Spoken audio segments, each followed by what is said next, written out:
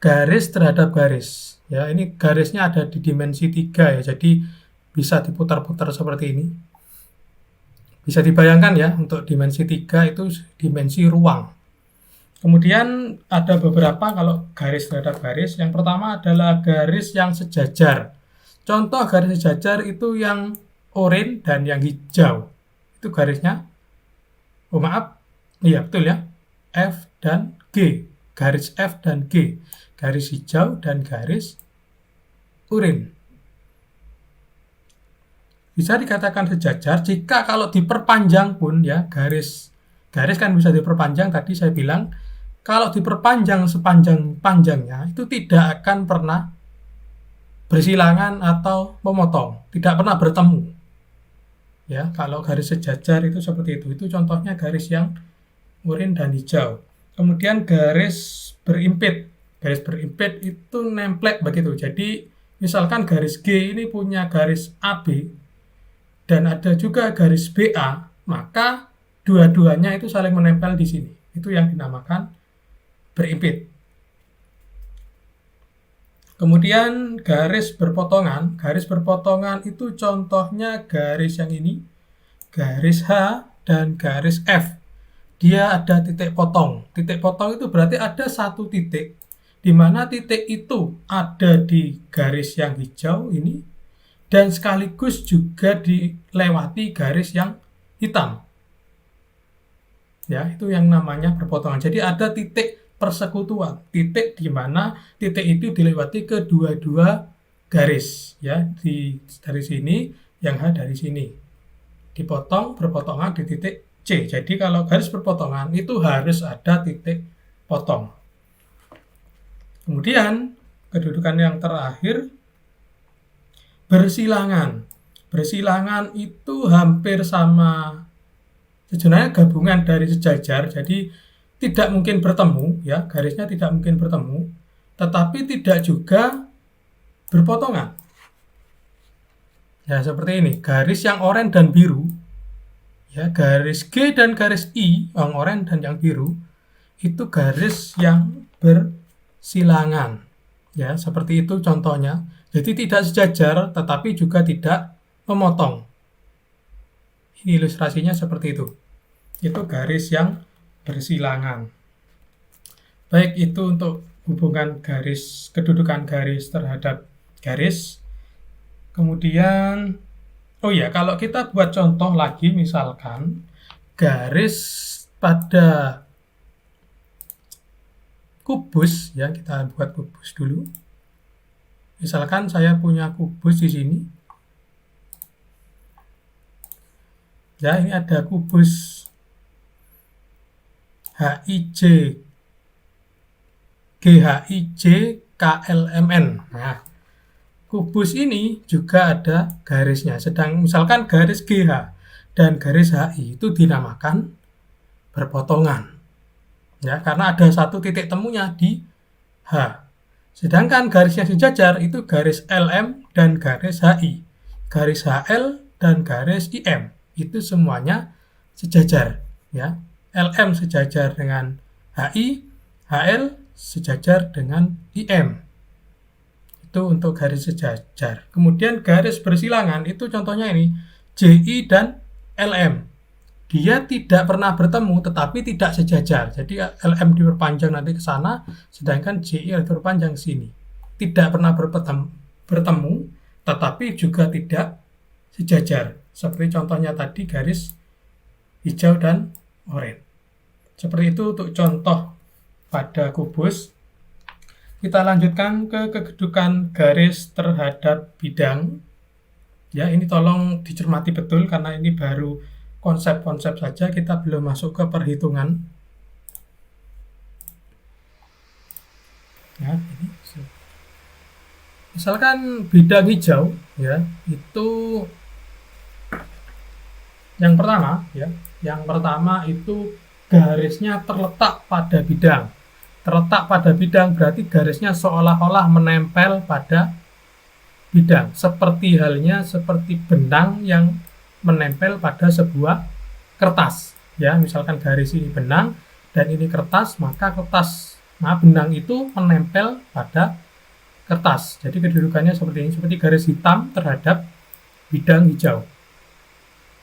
Itu garis terletak pada bidang. Kemudian garis sejajar bidang. Garis sejajar bidang itu contohnya garis biru ini. Garis biru itu sejajar dengan bidang hijau. Ya, karena tidak pernah bertemu. Tidak pernah bertemu. Itu yang dinamakan sejajar. Kalau berimpit tadi terletak pada bidang, maka jelas dia pasti sejajar dengan bidang. Karena dia nempel begitu, dia pasti sejajar. Kalau yang ini, yang biru itu sejajar tetapi di luar. Jadi yang dinamakan sejajar itu yang biru ini. Kalau yang hitam ini dinamakan terletak pada bidang. Jadi garis hitam terletak pada bidang hijau. Kemudian yang terakhir yaitu garis menembus atau memotong ya. Dinamakan memotong boleh, menembus boleh. Contohnya garis oranye ini dia memotong atau menembus bidang hijau. Lihat ini ya. Dia memotong tepat di titik D. Jadi kalau ada titik potong, jadi kalau ada berpotongan, pasti ada titik potongnya, di mana dia terpotong atau tertembus. Ya, ini contohnya titik D ini. Titik D adalah titik di mana titik perpotongan antara bidang hijau dan garis oranye. Seperti itu. Kalau pada kubus bagaimana? Ini misalkan, kubus itu juga punya bidang, yaitu misalkan ini EFIJ tadi ya, terhadap garis NP dia sejajar. Bisa dilihat bahwa lurus ya, meskipun garisnya menyamping, tapi tetap saja kalau bidang ini diperluas dan garisnya diperpanjang tidak akan pernah berpotongan. Itu yang dinamakan sejajar. Jadi garis ini, garis NP yang ungu ini, dia sejajar dengan bidang EFIJ. Sedangkan garis yang lain, garis NQ ini ya, garis yang oranye, dia memotong atau menembus bidang. Bidang apa saja? EFIJ dia potong, kemudian yang atas yaitu IJKL, dia juga memotong. Dari garis oranye ini memotong di dua bidang. Seperti itu. Kemudian contoh lagi yaitu garis KJ. Ya, garis KJ dia terletak pada bidang IJKL. Dia menempel, meskipun di ujung dia tetap menempel. Ya, namanya saja IJKL. Pasti ada garis KJ yang menempel, yang terletak pada bidang. Namanya saja sudah mirip. Kemudian kita contohkan lagi yaitu garis RS ya, garis hijau. Garis hijau ini dia terletak pada bidang IJKL. Ya, bisa dilihat. Garis hijau ini menempel atau terletak pada bidang IJKL. Yang terakhir ya, yaitu kedudukan bidang terhadap bidang. Ini nanti mungkin saya berikan video ini untuk 2 pertemuan ya, karena ini sudah 1 subbab, jadi nanti bisa kalian pelajari. Yang terakhir adalah kedudukan bidang terhadap bidang yang lain. Contohnya ini,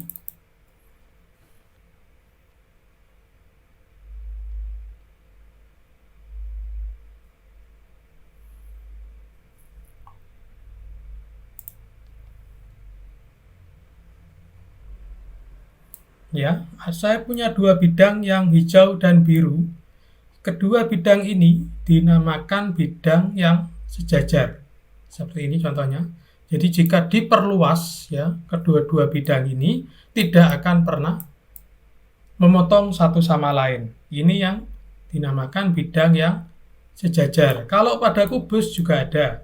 Yaitu misalkan yang atas IJKL dia sejajar dengan bidang EFGH. Ya, karena kalau diperluas 2 bidang ini dia tidak akan pernah saling memotong. Itu contohnya dari bidang yang sejajar. Kemudian bidang yang berimpit seperti tadi. Jadi kalau ada dua buah bidang ya seperti ini, kalau dia seperti ini kurang lebih, dia mepet sekali, dia dinamakan sebagai berimpit. Jadi tidak bisa dibedakan antara bidang yang satu dengan yang lain ini. Mepet seperti itu yang dinamakan bidang yang berimpit. Sedangkan kalau yang berpotongan, sebentar, saya ada contoh yang lain.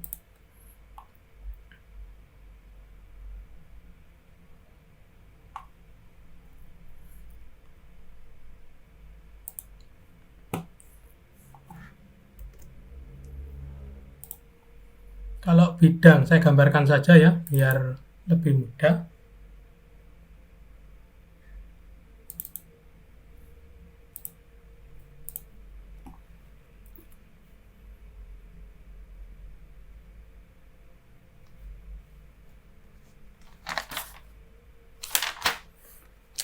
Garis tadi ya, di sini kita buat bidang baru misalkan ya.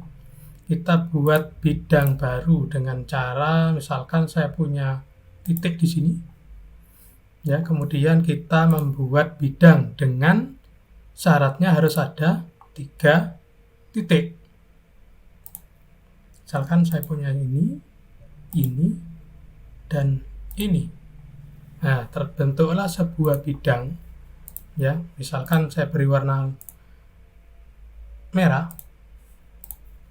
Seperti ini. Seperti inilah contohnya. Jadi bidang yang hijau dan bidang yang merah itu dinamakan berpotongan. Ya. Merah dan biru juga berpotongan di sini. Kamu bisa lihat. Dan perpotongan antara dua bidang itu menghasilkan, kalau tadi perpotongan antar garis ada titik ya. Pada sebuah titik, jadi hasil dari perpotongan garis dan garis ada titik yang dilewati kedua garis sekaligus. Sedangkan jika pada bidang yang berpotongan, maka ada garis ya, di mana garis itu terletak pada bidang yang merah sekaligus terletak pada bidang yang hijau. Seperti ini. Jadi ada garis. Ya. Di sini saya visualisasikan seperti ini. Sebenarnya yang bidang merah ini kalau digambar penuh itu juga sangat panjang sampai sana ya. Tetapi ini hanya ilustrasi saja. Jadi hasil perpotongan dua bidang itu adalah sebuah garis. Ya, pada kubus misalkan. Kubus itu juga ada yang berpotongan, yaitu bidang yang ini IJKL dengan bidang yang sampingnya EFIJ itu berpotongan. Hasilnya apa? Ini garis yang ada di bidang IJKL sekaligus garis ini juga ada di bidang EFIJ. Jadi garis ini punya persekutuan. Jadi persekutuan yang dengan IJKL dan sekaligus EFIJ. Jadi kalau ada garis seperti itu, maka kedua bidang tersebut dinamakan bidang yang berpotongan. Demikian juga dengan yang lain. EFIJ ini berpotongan dengan LIHE. LIHE berpotongan juga dengan EFBH. Seperti itu. Jadi kesemuanya ini adalah bidang yang berpotongan. Tapi karena bidang ini dinamai dengan 4 huruf, maka bidangnya terbatas. Sedangkan kalau yang saya gambar di sini, itu bidangnya tidak terbatas. Jadi bidang ini tak terbatas, menyebar luas seperti itu. Luas sekali kalau kalian gambar secara utuh. Mungkin begitu dulu ini video pertama ya, sekaligus menjadi 2 pertemuan. Untuk dimensi 3 ini kita mengawali dengan kedudukan titik, garis, dan bidang. Semoga video ini membantu. Jika ada pertanyaan silakan jangan malu-malu tanya sendiri dengan Japri atau lewat grup. Saya kira sampai di sini dulu perjumpaan kita. Semoga kalian semangat menghadapi ujian COVID dan pembelajaran yang selalu daring. Saya akhiri sampai di sini, kurang lebihnya mohon maaf. Wassalamualaikum warahmatullahi wabarakatuh.